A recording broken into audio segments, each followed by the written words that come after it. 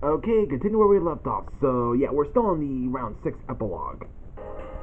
So we see that one of the wolves, the one-eyed wolf, tells Napoleon that the Grand Duke of the Owls has arrived and he wants to warn him about something.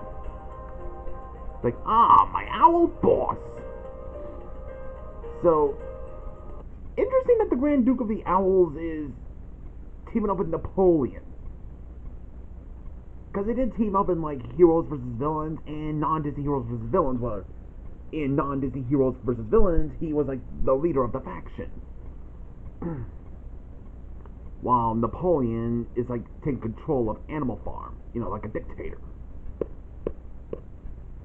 And he tells about the upcoming about a impending threat. Just warning him about something that'll come after them, huh? But then they decide to resurrect this certain rabbit, General Woundwort. Bringing him back, huh? And he transforms into that General Woundwort from the Watership Down TV show. Bring him back to life and all of a sudden make him a new appearance.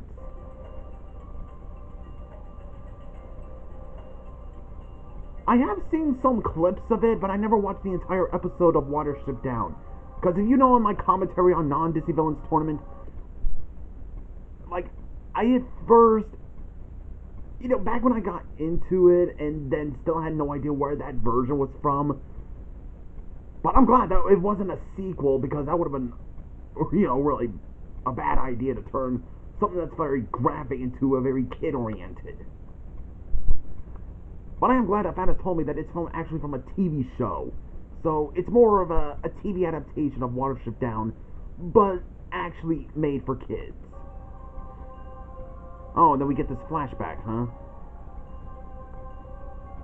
And it is kind of interesting. We got General Woundwort, who is from a movie not for kids, but it's more for adults only, where there's blood and guts there. You know, just for kind of a gory film kind of thing. Yeah, very bloody movie it is. And it turns into this version where that is mostly for little kids. Odd, but interesting, but I will say, I'll take it. Although I would question what happened to his right eye is red and his left eye is white, completely blank. Also, I should probably go watch that Netflix Watership Down. So, yes, there is a live-action Watership Down. And you know what? Even though Disney is doing some stupid things with Disney live-action remakes, there is something I kind of made up. The non-Disney live-action remakes.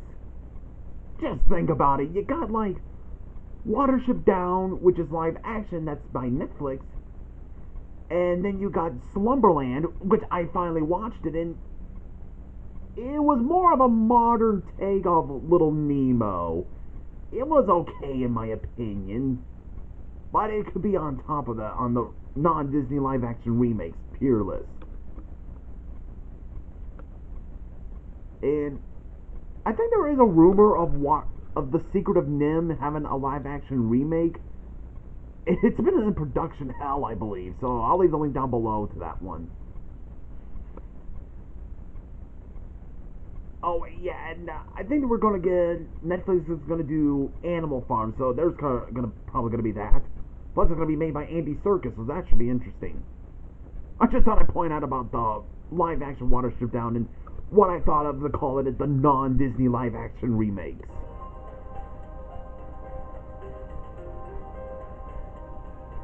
And then we see the Duke of Alds come back to his castle and already resurrected. Do we not get to see him in the underworld? I mean, in the Land of the Dead music video, he's you know, if you listen to the song and watch the video with in the land of the dead, Hector ain't his grand.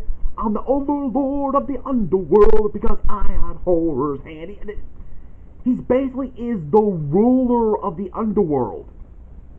Somehow, and I hope that Daria Cohen does make a lore and, you know, him resurrection book and him being like the king of the underworld, which would be interesting to see. That I kind of want to see how that worked. And maybe there'll be more flashbacks, I guess. I'm just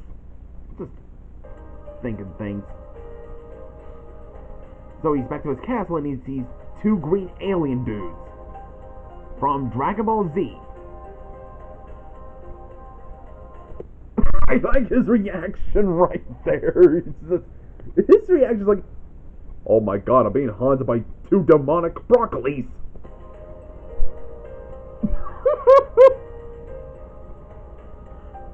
So, yeah, he tells them about this. Hold on, let me go down there. Oh yeah, Piccolo, which I think that's this dude, tells them about how he was resurrected by death. So that's death, huh? A very interesting design. The one who brought back Piccolo, well, I don't think we ever got to see that in any rounds, but oh well. And then he turns into the Lich. You know, that kind of solves the issue on Caldor versus the Lich. Well, not an issue, but more like something to criticize. But kind of fix the problem, because it turns out that wasn't the Lich himself. It was Death disguised as the Lich. Wonder where the real Lich is at. Hold on. Okay. So, yeah, he's unwilling to serve his, you know, quote-unquote savior. Just want to be a rebellious.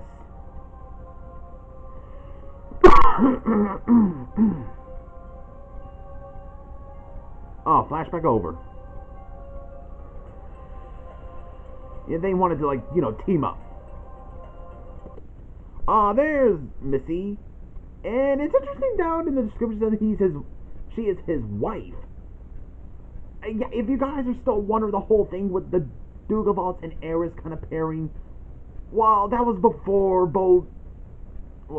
it was before the other chapters of the Vampire series came out, like, you know, Zombie Prostitute, then there was this dance they were at, and then there was, like, Stuck With You music video, because we never thought they'd be, like, you know, actually paired up until, boom, they're a couple.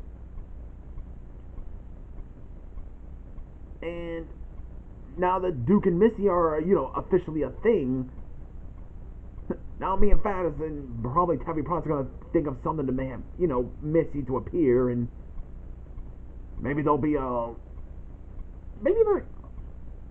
marriage problem or a love problem between Duke and Ares. It's just something I kind of thought of, so, or it's what we're planning on, I think. So, yeah, I did thought to Darth Rulik about Missy being in there, so yeah. So yeah, his wife Missy just calms him down, and they are not the enemies.